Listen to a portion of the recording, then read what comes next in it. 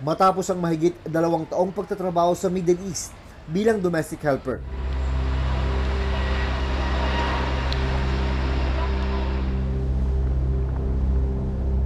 Nakauwi na sa bansa ang 34 na taong gulang na si Leslie Gay Diaz. Pero imbis na sa kanyang bahay sa Basilan siya umuwi, idiniretso siya sa isang ospital sa Zamboanga City para gamutin ang mga sugat sa iba't ibang bahagi ng kanyang katawan. Si Leslie kasi, biktima raw ng pang-aabuso ng kanyang among babae sa Saudi Arabia. June 2022, nang magdesisyon siyang magtrabaho sa Saudi Arabia bilang domestic helper. Naging maayos naman daw ang kanyang unang taon sa kanyang pamamasukan. Pero sa ikalawang taon, doon na raw nagsimula ang pananakit sa kanya ng among babae. Yung pananakit ang inabot mo sa kanya? Pagplansya po sa aking braso, pagtukpo ng sisa sa ulo ko, pagtusok sa aking mata,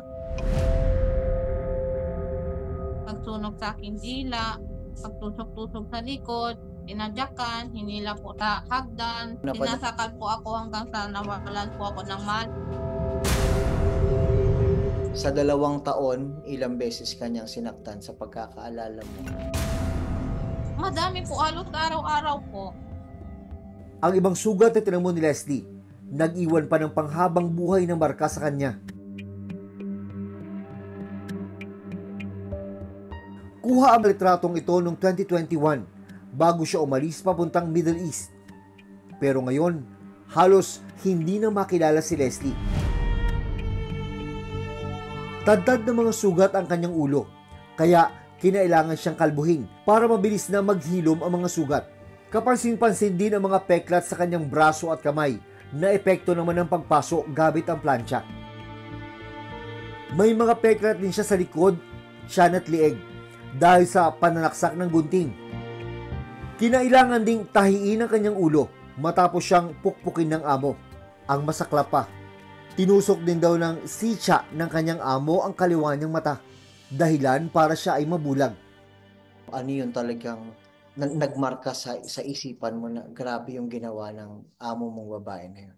Ito po sa ulo ko yung pagpukpok ng sisa at saka pagtusok ng mata ko. Hindi na po ako makakita nito. Bulag na po. Anong sabi sa'yo ng mga doktor dun sa injury mo sa ulo? Medyo may fracture lang sa ulo at saka dito sa bibig.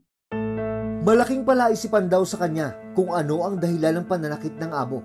Bakit siya ganun ka-brutal sa'yo? Hindi ko po alam sa kanya kung bakit nakaganoon po siya.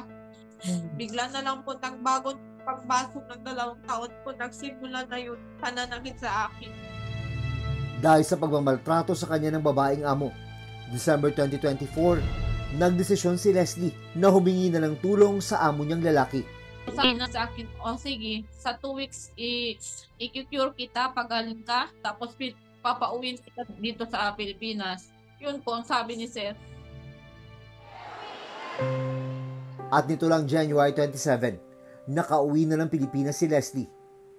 Nang amin siyang makausap nitong nakaraang linggo, 1 buwan na siyang nagpapagaling sa isang ospital sa Zamboanga City. Sino ang sumasagot dyan sa gastusin mo sa ospital ngayon? Ano po, humingi po kami ng tulong sa gobyerno. Gaano na kalaki ang hospital bill niyo? Ano na po, 100 plus. Sa gaano katagal na pamamalagi dyan? Ano po, nagbayad na po kasi kami ng nag-down payment na po kasi kami kasi mahigit 300,000 na po. Pinaplano ni Leslie na magsampa ng kaso laban sa kanyang employer. Inilapit na niya ang kanyang reklamo sa tanggapan ng Department of Migrant Workers o DMW at Overseas Workers Welfare Administration o OWA. Anong gusto mo ngayong mangyari doon sa amo mong babae na may gawa sa'yo nito? Parusahan siya.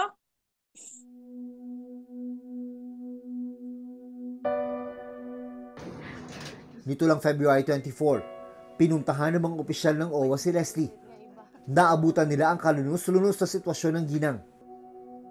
Nagpaabot na rin sila ng tulong pinansyal at nangakong tututukan ang kaso ni Leslie para makamit ang hustisya. Nandito na kami kasi nakalagay na wala tapos iba kasi yung post hinahanap ka pa namin. Samantala, Sinubukan namin kunan ng panig ang recruitment agency na nagpaalis kay Leslie patungong Middle East. Bagamat nakarehistro ang agency sa Philippine Overseas Employment Agency o POEA, inabutan naming nakakandado ang kanilang opisina nang aming puntahan ang kanilang address sa Pasay City. Sumunod naming pinuntahan ang kanilang opisina sa Quezon City. Hindi nagbigay ng panayam ang recruitment agency